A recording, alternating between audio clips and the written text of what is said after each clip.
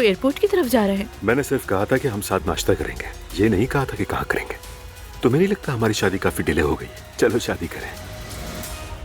मैं तुमसे बेहद मोहब्बत करता हूँ। और मैं तुमसे भी ज्यादा मोहब्बत करती हूँ।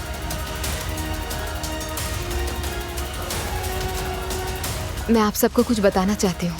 असलान, मेरी जान, मैं तुमसे तलाक चाहती हूँ। तुमसे अगर किसी ने कुछ कहा है तो बताओ ना मुझे। मुझे तुमने धोखा दिया, ये काफी।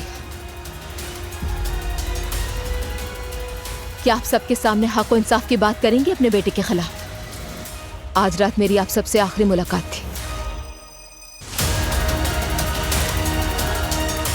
हम दुआ साहिबा को ऑपरेशन के लिए ले जा रहे हैं, इसलिए आपको इत्ला दे रही हूँ। अरे हटो रास्ते से। उमर, एहतियात से चलाओ। क्यों सीधे चले आ रहे हो? उमर, एहतियात से।